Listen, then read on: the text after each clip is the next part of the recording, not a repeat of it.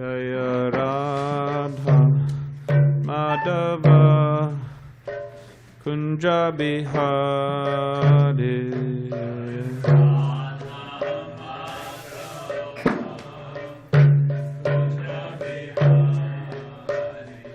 Jaya Radha Madhava Kunja Bihari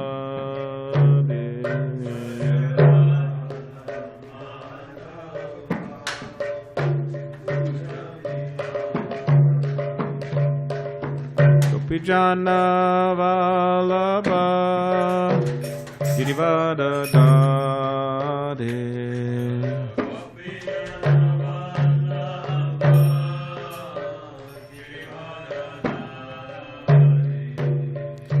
Gopijana Vallabha Girivara Dade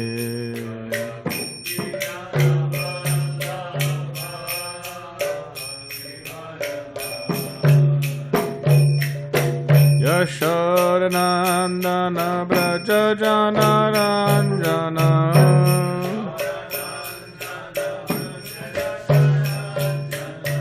Yashodanandana Brajajana Ranjana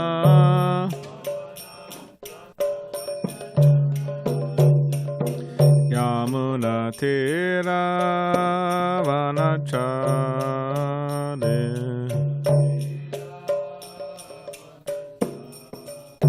Yamuna Tira Vanachade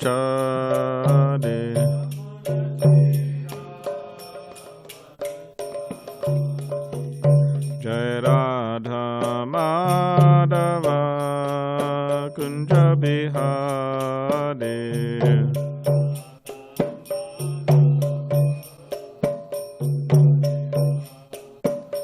Jaya Radha Madhava Kunja Bihari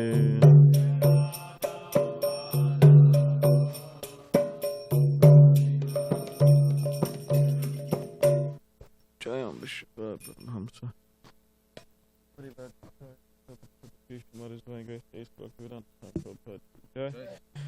Jayam Vishnupad Paramahamsa Parivrajakacharya Ashtotra Shotashesha Madhasvaya Shri Bhakti Siddhanta Saraswati Thakur Prabhupada Ki Jai Ananta Koti Vaishnava Vrinda Ki Jai Namacharya Shri Haridas Thakur Ki Jai Prem Sikaho Shri Krishna Chaitanya Prabhu Nityananda Shri Advaita Gadadhar Shri Vasadi Gaura Bhakti Vrinda Ki Jai Shri Shri Radha Krishna Gopa Gopinath Shama Kun Radha Kun Giri Govardhan Ki Jai Vrindavan Dham Ki Jai Navadvip Dham Ki Jai Ganga Yamuna Mai Ki Jai Tulsi Maharani Ki Jai Bhakti Devi Ki Jai Samaveta Bhakti Vrinda Ki Jai All glories to the assembled devotees. All glories to the assembled devotees.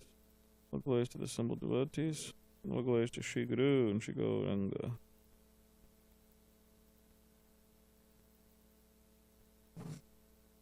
I just need a book, please. Om Namo Bhagavate Vasudevaya.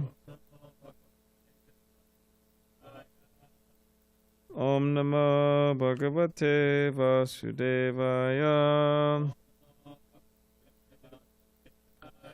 Om Namo Bhagavate Vasudevaya.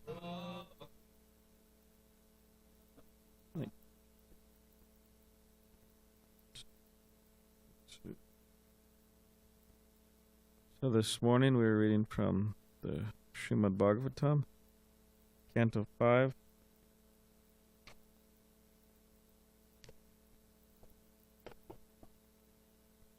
Entitled The Creative Impetus, Chapter 14, The Force of Enjoyment.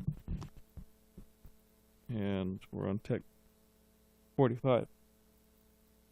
So if everybody could please repeat after me. Yagaya Dharmapate Vidhi Naipunaya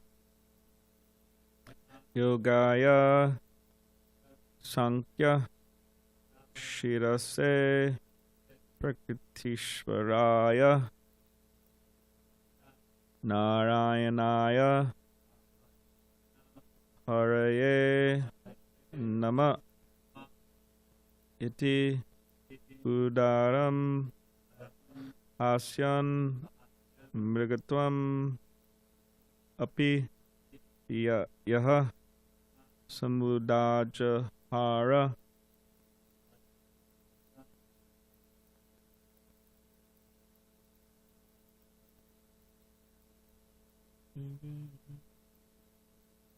How does this go? Yagaya Dharma Pataye Vidi. No.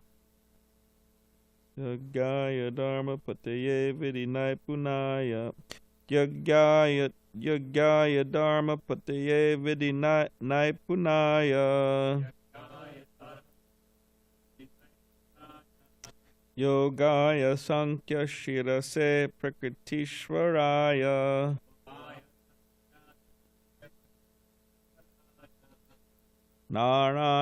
Narayanaya Haraye Nama Ityudaram. Asyan Mrigatvam Apiya Samudajahara.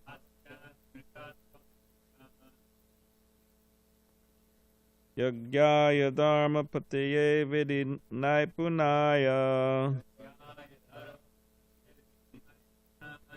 Yogaya Sankhya Shirase Prakritishvaraya.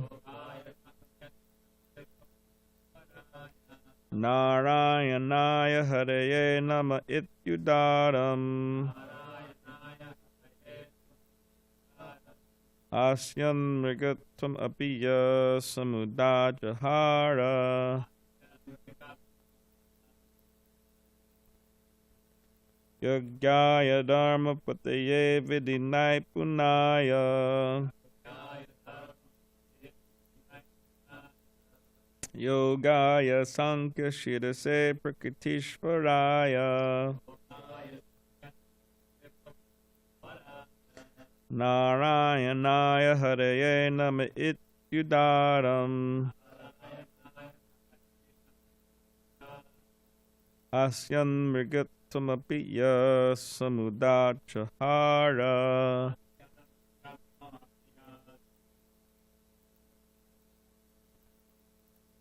Please chant.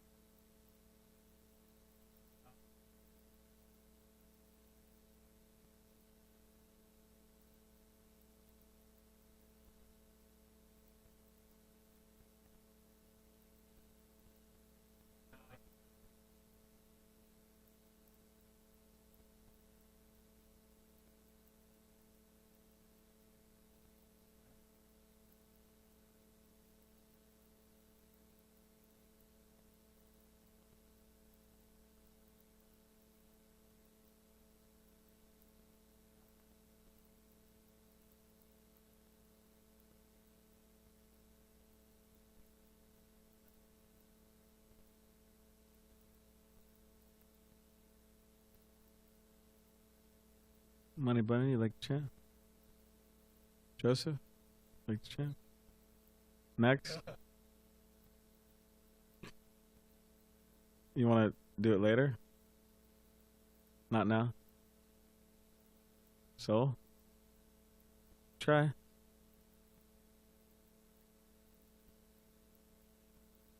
Well, this is the practice.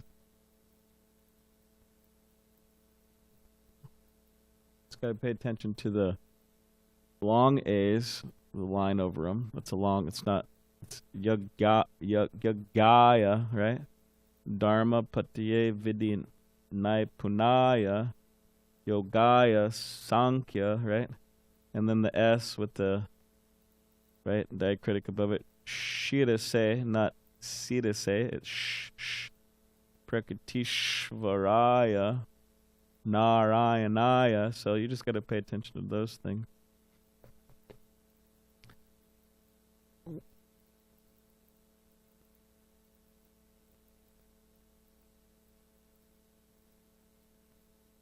Yagyaya dharma pataye vidinay panaya.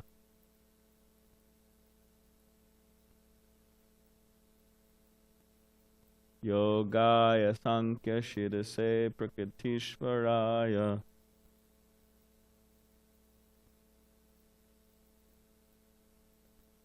Narayanaya hare nama ityudaram.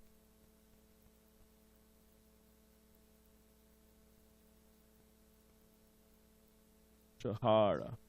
Mridambariya samudra jahara.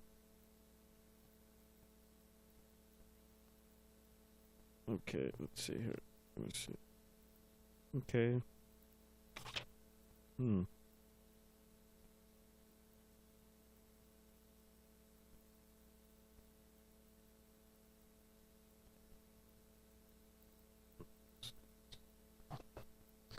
Okay, word by word. Yagaya, unto the Supreme Personality of Godhead, who enjoys the results of all great sacrifices. Dharmapatiye, unto the master or propounder of religious principles. Vidhi naipunaya, who gives the devotee the intelligence to follow the regulative principles expertly. Yogaya, the personification of mystic yoga. Sankhya, who taught the Sankhya philosophy, or who actually gives knowledge of Sankhya to the people of the world. Prakriti Ishvaraya, the supreme controller of this cosmic manifestation. Narayanaya, the resting place of the innumerable living entities.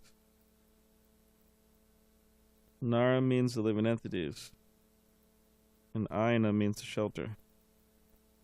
Hare, unto the Supreme Personality of Godhead, known as Hari.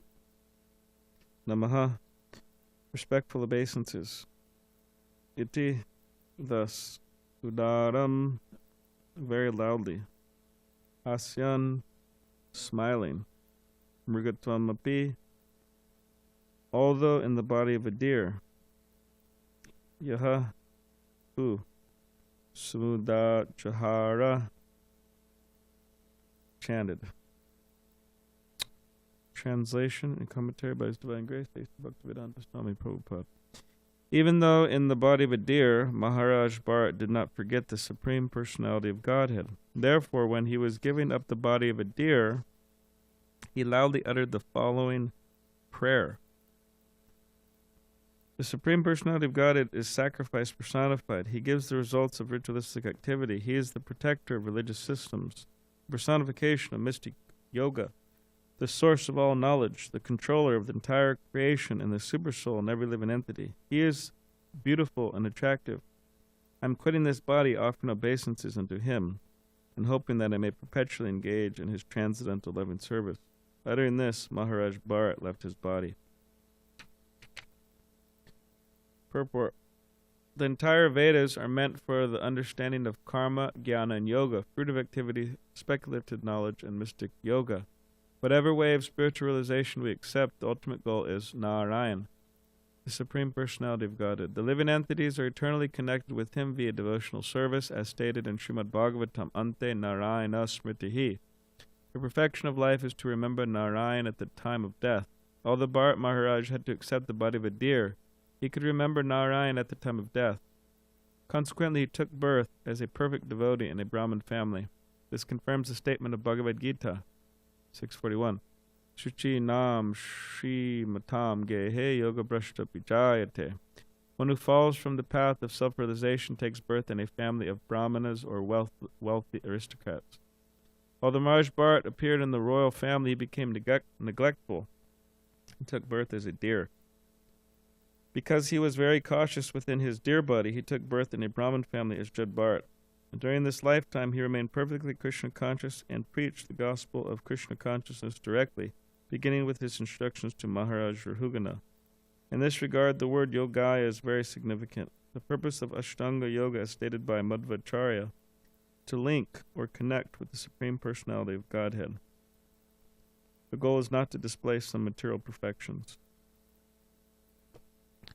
Only Ganatividandasya Garanjana Shalakaya Chakshulan Maditamena Tasmai Shikraveda Mukam Karativa Chalam Pangam Langa Tekadim Yakripata Maham Vande Shigurun Dinitaranam Vancha Kabudribisha Kripa Sindhu Bevacha Patitanam Pavanibhyo Vaishnavebhyo Namo Namaha Jai Shri Krishna Chaitanya Prabhu Nityananda Shri Advaita Gadadhar Shivasati Gaura Bhaktivedanta Hare Krishna Krishna Krishna Hare Hare Rama Rama Rama Hare Hare.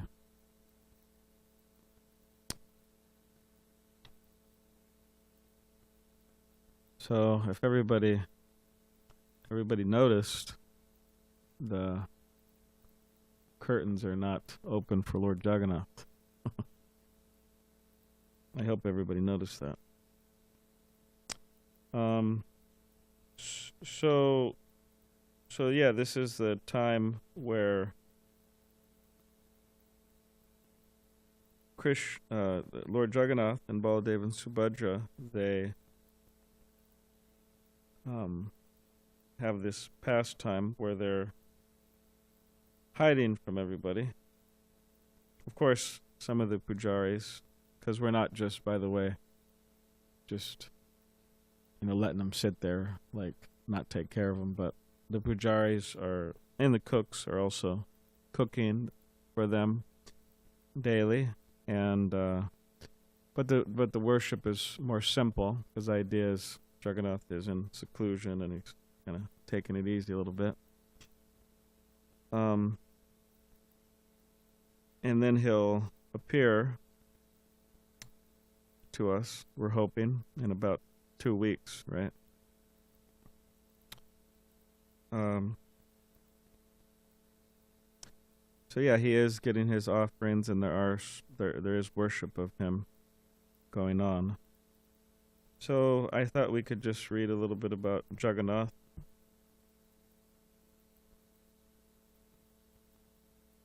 Let's see here.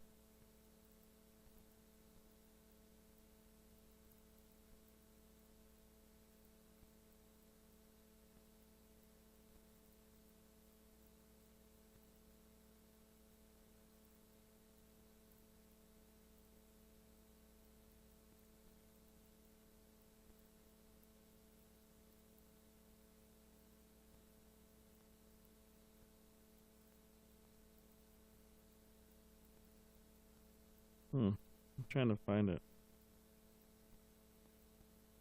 Oh, okay. I found it.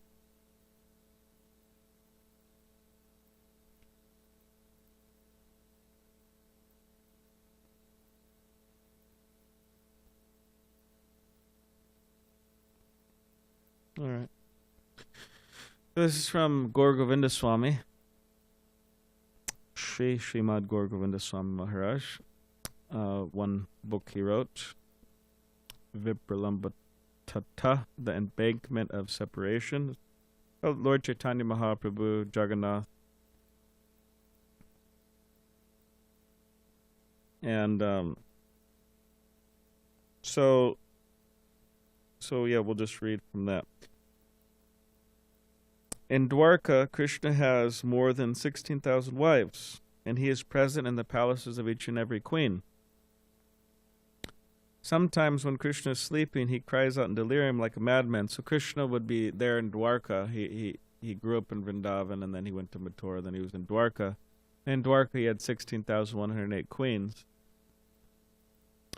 And while he was sleeping there in Dwarka, in the middle of the night, he'd be calling out to different associates of his different associates in Vrindavan. In other words, he was calling out in separation from them because he was separated from them. And he'd be calling out, he would say, Radhe, Radhe, Radhe, Srimati, Radharani, calling out. Although his wives take so much care of him, he is not happy. In his dream, Krishna is crying, Gopi, Gopi, Gopi, Radhe, Radhe. When the queens hear this, they wonder why. We are taking so much care of him, giving all pleasure to our beloved husband. Why is he crying, Radhe, Radhe, Gopi, Gopi? Who are those gopis? Who is that Radhe? The queens are wondering. They cannot understand because they're Aishwaramayi, full of opulence. They cannot enter into Vrindavan Lila, Vrindavan pastimes. Even Lakshmi Devi underwent tapasya for thousands of years in Bilavavan with the desire to enter Vrajet Lila and take part in the rasa dance. So Lakshmi, Lord Vishnu's consort, wanted to enter the rasa Lila, so she was performing all these austerities. But Krishna said, why are you undergoing such severe austerities? What is your desire? Lakshmi Devi said, my desire is to enter into Vrindavan and take part in the Rasa Lila. Then Krishna, who is the ultimate sanction and authority, said, no, it cannot be. Ask for some alternative. Lakshmi Devi cannot enter Vrindavan Lila because she is Aishwaramayi, full of this different mood. So Lakshmi Devi said, what shall I do? If I cannot take part in Rasa Lila, then please let me remain as a golden line on your chest. So Krishna said, okay, that is granted.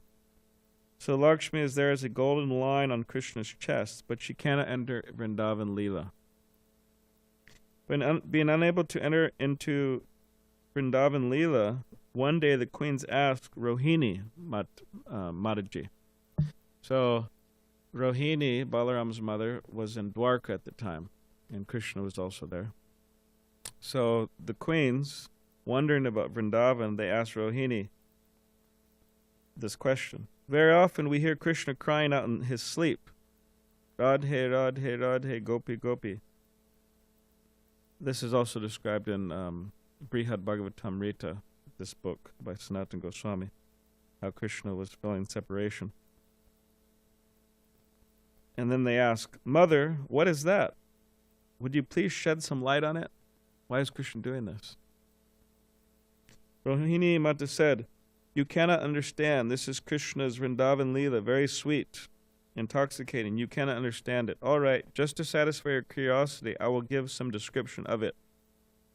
But this Vrajet Lila, narration of Krishna's pastimes, is so intoxicating and enchanting that even Krishna and Balaram will be attracted to it. Wherever there may be, they will be attracted to hear it, so that is my apprehension. I will speak about it to the best of my ability. But it is so sweet and so attractive that Krishna and Balaram will come running from wherever they may be. Then I will not be able to speak, and everything will be finished. So all of Krishna's wives assembled in a big hall in Dwarka. Being apprehensive, Rohini said, someone should be at the door to bar the entrance. All right, someone be at the door. As soon as Krishna and Balaram come, she should warn me, and I will stop speaking. Otherwise, everything will be different. This Vrindavan Lila is so nectarian that it will attract Krishna and Balaram from wherever they may be. At last, they decided that Subhadra should stand at the door. Standing in the middle of the doorway, Subhadra stretched out her arms and barred the entrance. So we're almost coming to a closure of this. Then Rohini began to speak Vrindavan Lila, and all were hearing with rapt attention. Then Subhadra was standing at the door. She had given her ears to this nice Vrindavan Lila. Therefore she completely forgot herself and became ecstatic. Then her ecstatic form came out, eyes dilated, and her hands and legs pushed into the body. She went into ecstasy, Subhadra. In the meantime, Krishna and Balaram arrived there, standing at either side of Subhadra. They also heard what was going on. Oh, Rohini is narrating Vrindavan Lila. Then they became completely ecstatic and forgot themselves. Their eyes became dilated, hands and legs shrunken, pushed into the body like a tortoise. Now these three forms are standing at the door, Jagannatha, Baladeva, Subhadra. At that time, Narada Muni was approaching. From a distance, he saw these very beautiful, ecstatic forms. Mahabhav Prakash. Where's Mahabhav Prakash? He left. Why? All right. As he came near, they wound up that bhava, and their general features came back. But Narada Muni said, I have already seen it. I have already seen it. So this is my prayer. May this form, your Mahabhav Prakash, be manifest in a certain place. Let all the people of the world see that beautiful form of yours and worship you in that form. Whatever his dear devotees desires, Krishna grants. So be it. Therefore Krishna appeared in that form in Jagannath Puri. Jagannath, Baladeva, and Subhadra, Mahabhav Prakash. So Lord Jagannatha, Baladeva, and Subhadra, it's a very special form of Krishna, Balaram, and Subhadra, this Mahabhav Prakash, in which they're feeling ecstatic separation from who? From their devotees in Vrindavan. So the devotees feel separation, and also Krishna feels separation. Kanai, Kontia, has given this description in his book, Mahabhav Prakash. This ancient Vaishnava literature is not available nowadays. It is very rare, and only some of the palm leaves are still remaining. So that's something about the appearance. There's other descriptions as well of the appearance of Jagannath, but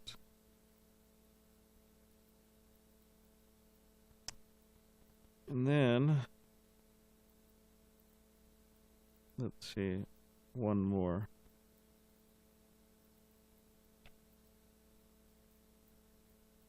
This is about Snan Yatra. So we just had Snan Yatra, which is the bathing of Jagannath and Baladeva and Subhadra. And we could think about how amazing Snan Yatra is actually, because Snan Yatra is a time where anybody, any fool, any rascal, any mlecha can bathe Lord Jagannath.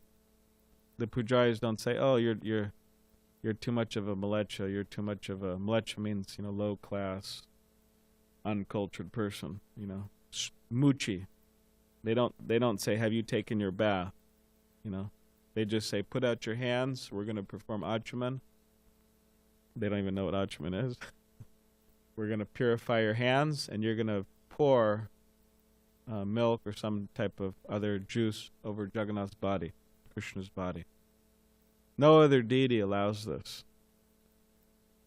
So it's a special time because generally, in order to bathe Lord Jagannath, in order to touch Lord Jagannath, in order to get close to Lord Jagannath, you have to be second initiation. You have to be a Brahmin. You have to have the sacred thread given to you by the spiritual master, which means you have to follow, four regulative principles, chant.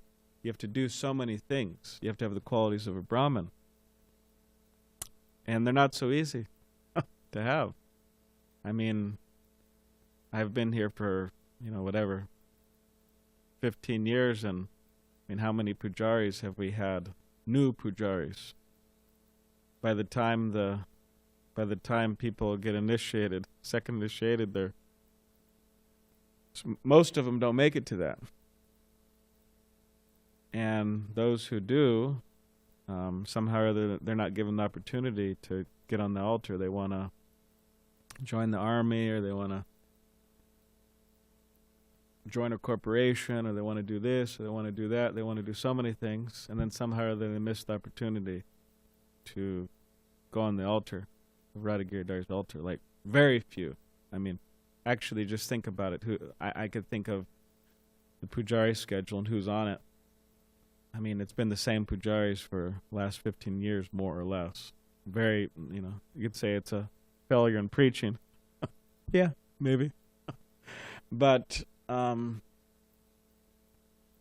also a failure on, there's been many people who had the opportunity, but they just haven't taken it. So in other words, it's very rare to get close to the deities for this reason or that reason. But on Snan Yatra, anybody, like 100 people or however many people were here on Ram Chandra, Ram Nomi, and also Snan Yatra, we combined them. They were bathing Jagannatha.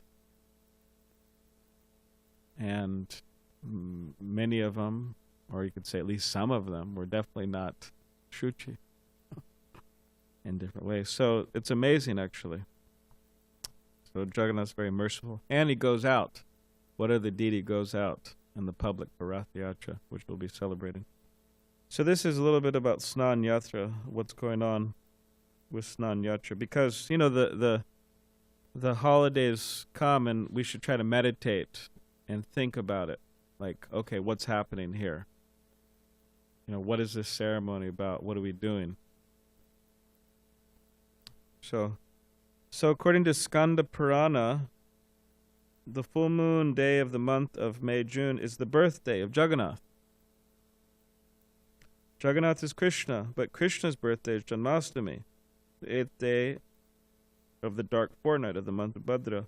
Therefore, when it is said that the Jyeshta Purnima is Jagannath's birthday, it is understood that on that day, Krishna appeared in his form with big dilated eyes, a round face, and his hands and legs shrunken. This is known as Mahabhav Prakash, the ecstatic manifestation of Krishna, Balaram and Subhadra. Krishna and Balaram are the sons of Vasudeva. Krishna's mother is Devaki, and Balaram, his brother, is the son of Rohini. Their sister Subhadra is the daughter of Vasudeva and Devaki. So they are both sister. They are brothers and sister, and they appeared in their forms as Jagannath, Baladeva, Subhadra, and Purushottam Chaitra. Because Jyeshta Purnima is the birthday of Jagannath, on that day he takes public bath, along with his brother and sister. That's his birthday. This festival is known as Snan Yatra, and hundreds of pots of water are poured over them. Because of this, Jagannath's color fades away, and for 15 days he will not give darshan. This is known as Anavasara. During this time he will be painted with new colors, therefore he cannot give darshan. It is generally said that Jagannath falls sick. But that is not correct. People say this, but it is also mentioned in the scriptures such as Skanda Purana. Shastra says that during these 15 days his wooden form carved out of neem wood is repainted. Another name for Jagannath is Daru Brahma. Daru means wood. So a thin piece of cloth is pasted over that murti. The old cloth is removed during this period and replaced with a new cloth on which the new colors are painted. Then one day prior to Rath Yatra, Jagannath gives darshan in his fresh color and young appearance, known as Navayovana Vesh. This is how it is described in Skanda Purana. So anyways, it's something about Jagannath. So the time is short now, but I'll say a few things about the verse and purport today. So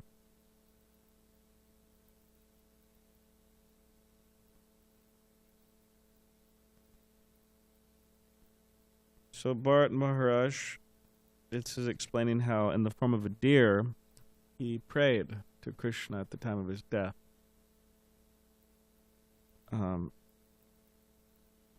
And he said, the Supreme Personality of Godhead is sacrifice personified. He gives the results of ritualistic activity. He is the protector of religious systems.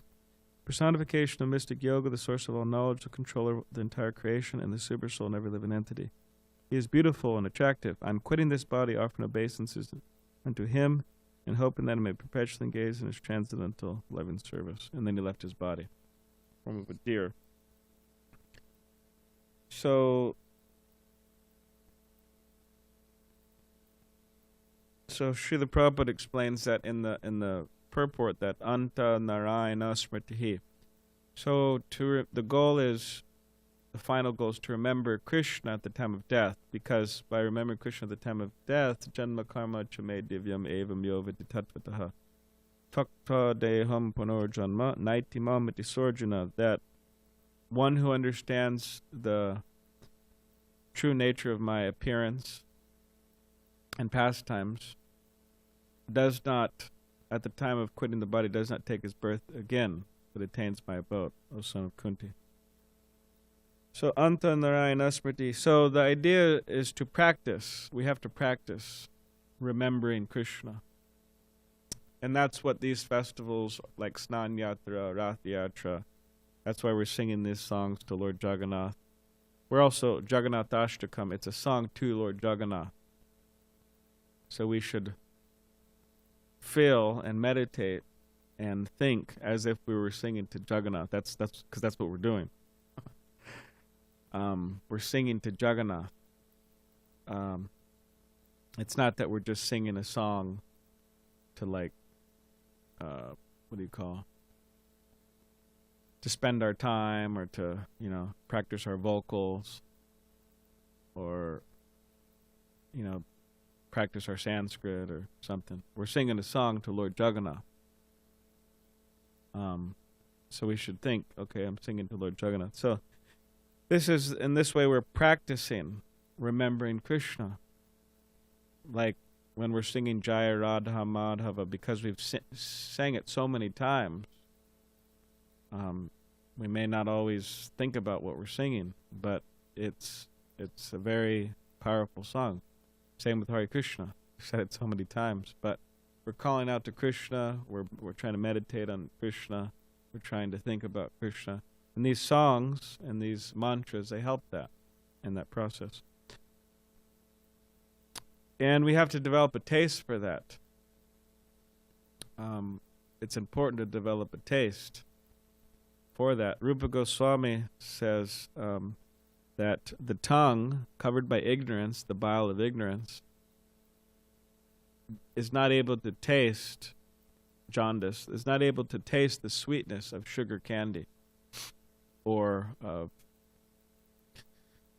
like if you go to India, you're walking around Govardhan Hill, and they have these machines, big machines, and they put stock of sugar cane in, and they, whatever they put it through, and then juice comes out, right? And people are very attracted to that because it's very sweet, and it's very nice. But if one has jaundice, even though that's so sweet and nice, you taste it and bitter. That's like that. And someone would say, "Hey, well, I like bitter stuff," right? Because there are bitter things like amla, bitter melon. There's certain things that are bitter, and of course, a lot of Americans don't like that type of stuff. But there's certain things that are bitter and actually healthy for your body. But to taste something which you know is sweet, and for it to taste bitter, that's a problem. And actually, everything tastes bitter. So Rupa Goswami says, okay, well then what's the cure for getting free from jaundice? In other words, what's the cure of getting the taste? How do you get the taste back? You get the taste back by continuously drinking sugarcane juice, even though it's bitter. So in other words, even though we may not like it sometimes, or a lot of the times, or completely, even though one may be bored in Mangalarti, right? Even though one may be bored in other hearing and chanting activities, or distracted, etc. In other words, they're not exactly taking their pleasure in it all the time. But if they continue to drink, continue to chant, continue to engage in these activities, then they'll get the taste, and it becomes just like sugar candy, sweet. Because we don't want to fall into this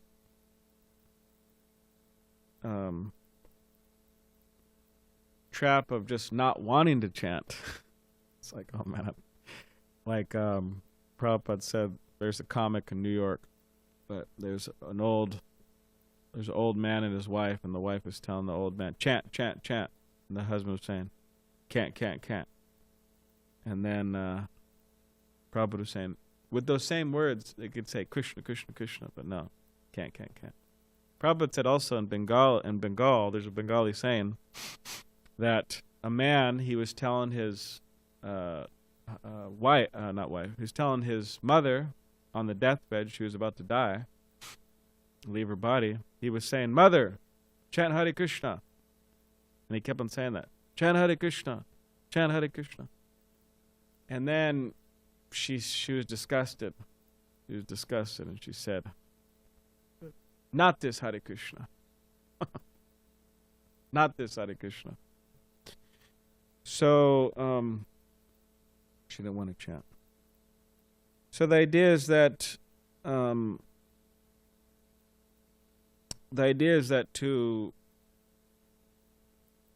to chant Hare Krishna, that's the process for this age. Hare Nama, Hare Nama, Hare Nama, Kevalam, Kalau, Nasteva, Nasteva, Gatir, and that's how we're able to remember Krishna nicely.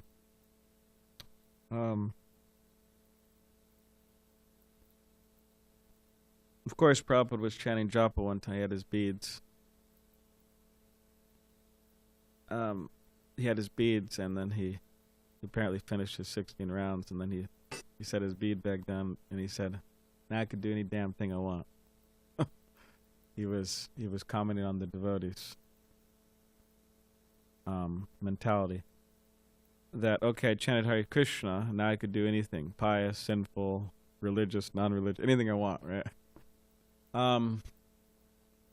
That's another side to it, but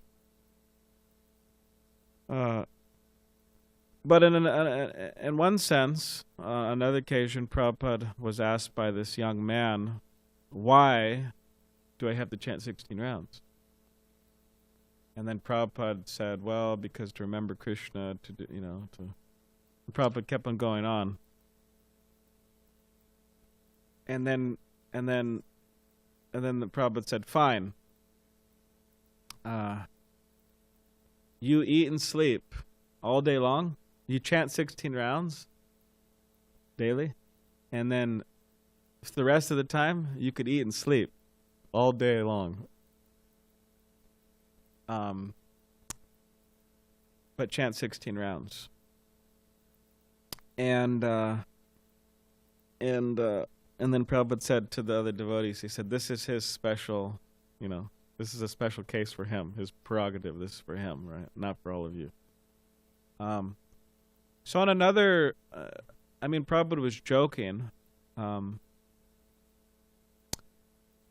but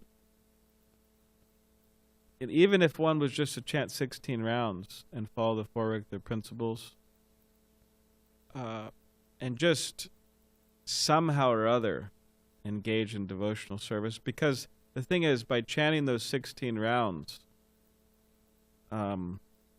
nicely in the morning, then that will be, you could say, that will be fuel for all the other activities. That will inspire all of the other activities. But without chanting, it's hard to continue. That's the thing. Because Prabhupada would say, just chant 16 rounds, eat and sleep. But then after chanting 16 rounds, you won't want to eat and sleep all day. In other words, by having a nice morning program, you don't want to eat and sleep all day. You want to engage in Krishna service all day. So it's important to try to develop a taste more and more for that. And aside from just developing a taste to preach, to give Krishna consciousness to others, as it's being mentioned here, Jad Bharat was also doing that, preaching to Maharaj Rahugana, which later became statements in the Bhagavatam, so he's preaching to the whole world in the form of his preaching to Maharaj Rahugana. Okay, does anybody have any questions or comments?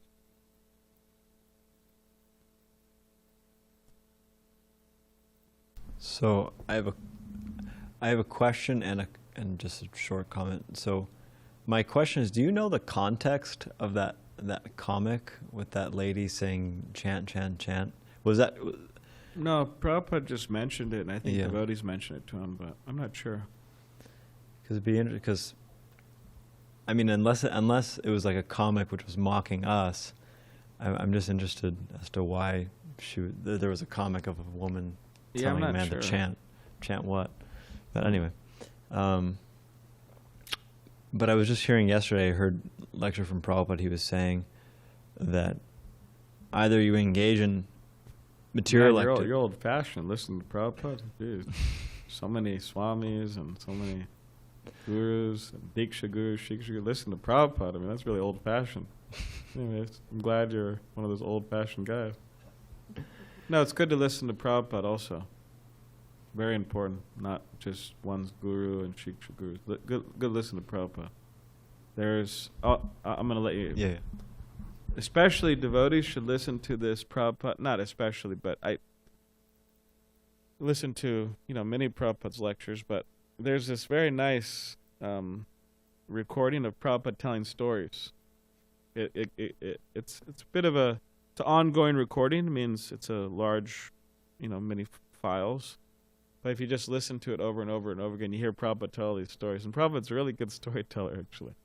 He's very animated, and devotees could also use that when they're giving classes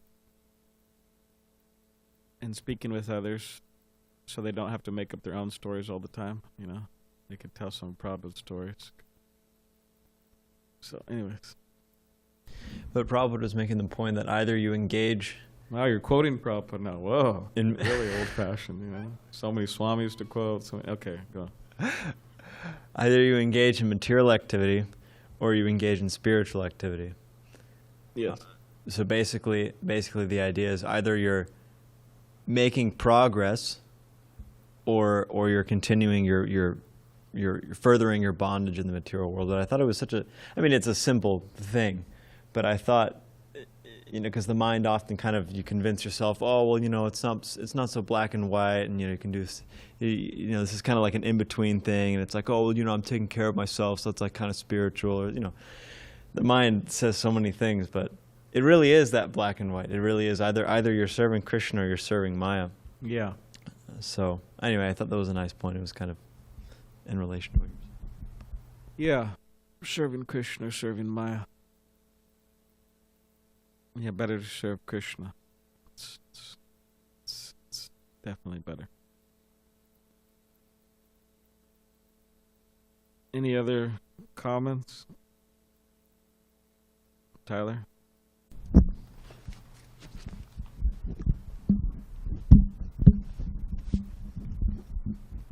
A short one and then a question is, I was impressed that final word in the translation there, samudra jahara, is, I was trying to look it up right now, and it seems like it's a compound of two different words, but it's only used that time in the Bhagavatam, and it means chanted. This big, long, compound word that's joined at that long A in the middle is two words, and it just means chanted. Yeah. Do you know anything about this? It said samudra means dry soil, and then jahara isn't really coming up, so it's just a long word for chanted. Yeah, I'm not sure. I didn't see any roots in it that I recognize. So then in the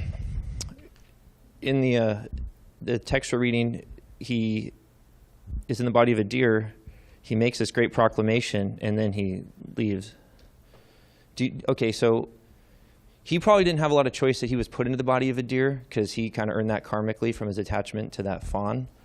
Does he know does he have a choice that he was leaving right then, do you think? Or did he just know? Because he speaks. So does the deer speak that out loud? It says he loudly utters. So this deer speaks this proclamation and then says, I'm about to quit this body. I mean, that's a pretty privileged position. You're a deer. You're making a proclamation in Yeah. human language, and then you just leave. Do you know? Like, Well, his life was up, whether that means disease or old age or whatever. Okay. So, people, they have a sense when they're going to leave, okay. when their body's old or diseased or something like that. So I love that part. He goes, I am now quitting this body. It's like the greatest send-off ever. All right, guys, it's been good. I'm now quitting this body. It's been a good run. I'll see you later. And he's a deer doing that. It's just the Bhagavatam's so cool. And then it takes this great form that we get these wonderful instructions from. But my real question today was, actually, I wanted to, you said something really nice earlier about how, I'd already thought of this as a compliment for you, and then you used a good analogy earlier that I can pivot off of. So when morning program, if we're just kind of reciting what we're saying, but we're not really thinking about it or putting our heart into it, call it like rote memory. You're just relying on rote memory, just going through the motions. Yeah. But if you put your heart into it, it's apparent, and you dance like Dimitri, or, you sing like Ramapati. So the thing is, it's so great when you come with additional text and you illuminate what's happening, especially these holy days with that. It shows that you've studied for it and you read it in a way that isn't rote memory. It's not like you're reading it and it like going like, oh, wow. Can you, like, your first time? You're like, okay, I know this is here. I'll just read this for the first time here. Like, you get a sense that you know what you're presenting to us. It's very colorful. You read it very nicely. It doesn't feel like rote memory. When you read with Deva Rata, he's good at this cool thing where he'll read a paragraph and then he'll literally put the book down and like stare deeply into your eyes and be like, yeah, are we in this? Are you doing it? So you have that impact, but just your narrations, they're so good. So thank you for preparing. Thank you for making this class so dynamic and putting into context, the week we're in and the things going on with it. So what was the question that I had today about what you were saying, though? In the purport, he's leaving his body, he's doing this, the text.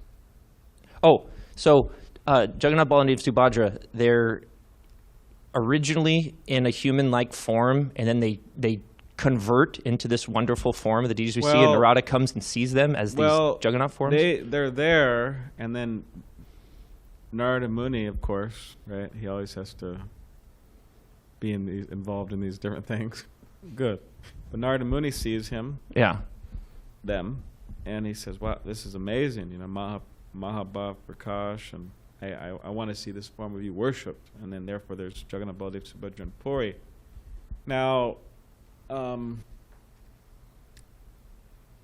but it's not that they became the deities there. No, but I mean, like, where they shrunk. It talks about a transformation. Their bodies occurred. So he came after that transformation and saw this. Yeah, he came and saw. So that's pretty cool that a human shrunk into the Jagannatha, Baladeva, and Subhadra form. But really interesting. The thing is, in terms of the deities and how they look now. Yeah.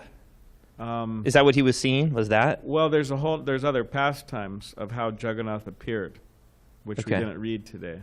But there's a whole pastime of King Indrayumna and different pastime. But is Narada seeing that form with the shrunken arms and the no legs and the big eyes? I'd say a similar form. Okay. Not exact, but similar. Because it's such a unique form, and it's really great, and it's interesting to see that that's their ecstatic Mahabhav Prakash form. Yeah, it's amazing the pastime of King Indrayumna and the carving of Jagannath and installation of Jagannath, and also before Jagannath was placed in the Puri temple, he was actually taken care of by Shabbaras, which are tribal, and they also take care of pigs. So Jagannath had some very, you could say, rudimentary deity worship going on. Village people worshiping him. I mean, they're devotees, but my mother, on her altar with Jagannath, Baladeva, and Subhadra, or by a picture of Jagannath or something. I don't know. I forgot the exact details, but it might have been a picture. But she had this tiny little, cute-looking pig, And then Dravida Prabhu saw that and he said, "What's going on with, what's going on with the little?" And then my mother said, "Oh, well, you was taken care of by pig. People take care of pigs." Anyways, but yeah, it's quite amazing. And Tamal Krishna Goswami, he made a drama. He wrote a book called Jagannatha Priya Natakam. And I remember there was one bhakta here. He's not here anymore. Anyways, yeah. And every time at lunch, because I didn't want to hear, anyways. But I asked him, hey, can you read? And then I'd be having lunch, and he would read Jagannatha Priya Natakam. He was pretty good, actually, because it's a whole play, so there's different voices, and he was really good. So we actually covered that whole book. But also Tamal Krishna Goswami, there's a recording of it. It's nice, devotees could listen to it. Find that recording of the whole play of Jagannatha Priya Natakam, and it's a whole pastime of Lord Jagannatha, everything. Okay, wonderful. So, thank you. Yeah. It's very nice. Bhakta Sawul. All right, any other? I think Moga Lila. You had something, Joseph? No, okay, Moga Lila. Das. Just have one other small thing that I heard from Prabhupada. Because you were emphasizing the importance of hearing and chanting. And so sometimes another thing the mind says, we convince ourselves that, I'll do service, but hearing and chanting, I'm not like so in the mood for it, but I'll do like service. That's something, that happens. Could do both. Yeah, but what Prabhupada said specifically, he said in relation to deity worship, he said without hearing and chanting, deity worship is simply a burden. Yeah. He said it's a pain in the neck. Well, there's installation of the new Vrindavan Chandra, Radha Vrindavan Chandra in New Vrindavan, and Prabhupada was telling the devotees that you have to have strong hearing and chanting. Morning program, evening program, throughout the day. You have to have strong hearing and chanting. And he said, or else you'll just think, this deity worship, such a burden. Our spiritual master has given us such a burden. Anyways, you start seeing it as mundane, like, this is like too much, and like a chore, and this is like a headache, neck ache, whatever. So yeah, that's important, because in other words, in order to have the right perception, we need to have purified consciousness. The consciousness needs to be clean, or it needs to be, being purified. In order to do that, there's the chanting of Hare Krishna and other chants. To do that means hearing the Bhagavatam and other songs, because it helps us purify, it helps us give us the right vision. And also just the knowledge of who Krishna is. To be in the material world means to be forgetful. We forget who Krishna is. And so if we constantly hear about Krishna from the Bhagavatam, then we'll be conscious of Krishna, and then when we come before the deities, or when we do our service to the deities, and we think, okay, hey, this is Krishna. Okay, I remember Krishna, and I know something about Krishna. People come up the street, and what do they know about Krishna? Just, they don't know anything. So that's why devotees should know the glories of Krishna, the glories of Srila Prabhupada. Or else it just becomes like what am I doing here? Like, why am I worshiping Krishna? Why am I worshiping Prabhupada? Like, let me go worship all the other things in the material world. Let me go worship Maya, right, in the multifarious forms. Because we know about Maya. We know the glories of Maya, but we need to know the glories of Krishna. And knowing the glories of Krishna, the more we know, the more we're convinced. And we have to be convinced. Or else why would we surrender if we're not convinced? We can't surrender. And how are we going to be able to convince others to be Krishna conscious and to surrender to Krishna unless we're convinced? That's why book distributors and preachers who are really good book distributors and preachers, the reason why they're really good is, because they're convinced, hey, this is good for you. You know, this helped me, and this is good for you, and you have to take it. I'm not letting you go unless you take this book. I'm just joking. All right. Zoom? Anyone from Zoom? Nope. All right. No, no so we'll question end today. right now. What is it? No question today from Zoom. Okay. Thank you for nice class, Prabhu. Hare Krishna. Okay, thank you. Jai. Yeah, this